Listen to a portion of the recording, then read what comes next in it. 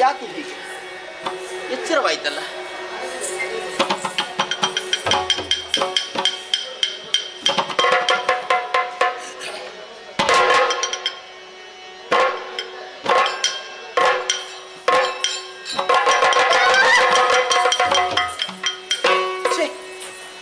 ಏನಿದು ಕನಸೆ?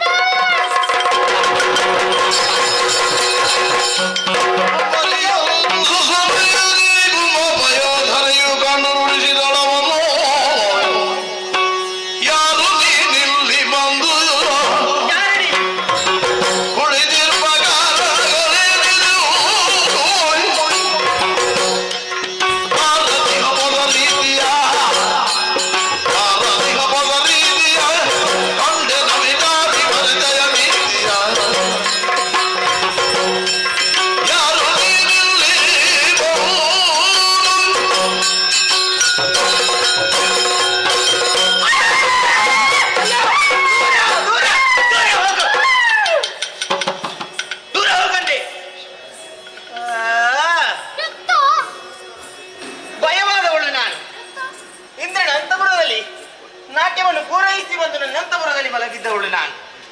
ಬಂದಿದೆಯಲ್ಲ, ಏನಿದು ಕಾಣ್ತಾ ಇರುವುದು? ಗೆಲುವಿನ ಅಂದರ ಕಾಣ್ತಾ ಇದೆ. ಆಶ್ಚರ್ಯವಾಗುತ್ತಾ ಇದೆ. ನಿನಗೆ ಭಾಷೆ ಇಲ್ವಾ? ಬರದಾಕಿದ್ದು ಕಾಣುವುದಿಲ್ವಾ? ಇದರ ಅಂಬಾ ನಿವಾಸ. ಬರ್ಬೇಕು ಅಂತಾದ್ರೆ ಪ್ರವೇಶ ಕೇಳಿ ಬರ್ಬೇಕು ತಾನೆ. ನನ್ನ ಅಪ್ಪನೇ ಇಲ್ಲದೆ ಒಳಗೆ ನುಗ್ಗಿದೆಯಲ್ಲ. ಯಾರು ನೀನು? ಎಲ್ಲಿಂದ ಬಂದೆ? ಯಾಕೆ ಬಂದೆ? ನಿನ್ನಲ್ಲಿ ನಾನೇ.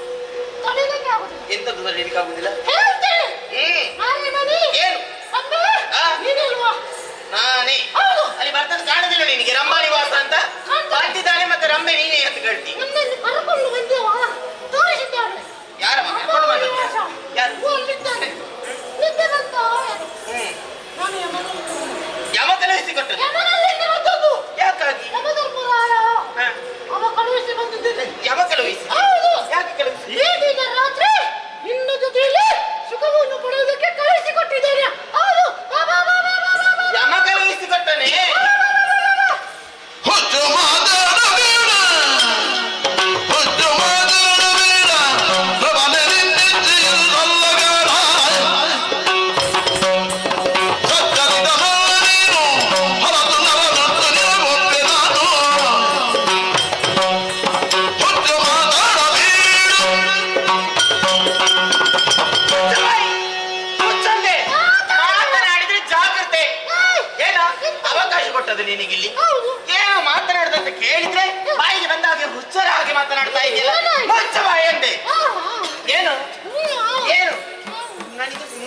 ಬೇಕಾ?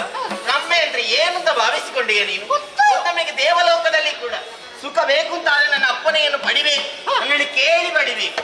ಹಾಗಿಂತ ಹೇಳಿ ಹೇಳುವಿನ ಅಂದರವಾಗಿ ಕಾಣ್ತಾ ಇದೆಯಲ್ಲ, ನಿನಗೆ ಸುಖ ಬೇಕು ಅಂತ ಕೇಳ್ತಾ ಇದೆಯಲ್ಲ, ಹೇಗೆ ಸುಖವನ್ನು ಕೊಡುವುದು? ನಾಳೆ ಇಲ್ಲಿಂದ. ಯಾರ ನೀನು?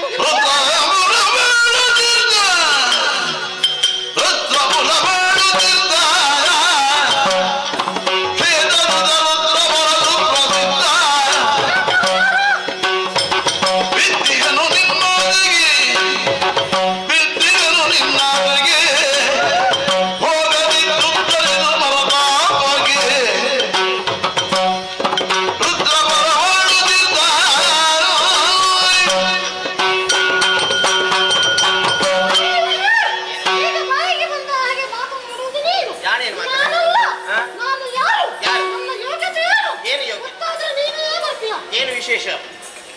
ಏನು ಯೋಗ್ಯತೆ? ಹೆಸರು? ಹೌದು, ಅವನೇ ನಾನು, ಶ್ವೇತಕುಮಾರ ರುದ್ರಪುರದರಸ. ಅಡಿದಂತಹ ನಾನು ಪುಣ್ಯದ ಕೆಲಸ ಮಾಡಿದ್ದೇನೆ ಅನ್ನುವ ಹಾಗೆ ತಿಳಿದಂತಹ ಯಮಧರ್ಮರಾಯ ಒಂದು ವರವನ್ನು ಕೇಳು ಕೊಡುತ್ತೇನೆ ಹೇಳಿದ್ರು. ಅವಾಗ ನನಗೆ ಬೇಕಾದ ವರವನ್ನೇ ಕೇಳಿದ್ದೇನೆ. ಏನು ಅಂತ? ರಂಬೆಯುವ ಸುಖವು ಒಂದು ರಾತ್ರಿಗೆ ಬೇಕು ಎನ್ನುವ ಹಾಗೆ. ಹಾಗಾಗಿ ಒತ್ತ ಮಾತನ್ನು ತಪ್ಪುವುದಿಲ್ಲಲ್ಲ ಯಮಧರ್ಮರಾಯ. ಸ್ವಲ್ಪ ಆಲೋಚನೆ ಮಾಡ್ಬೇಕು ನಾನು. ಹೌದು, ಯಮ ಹೇಳಿದ್ದೆ. ಹೌದು.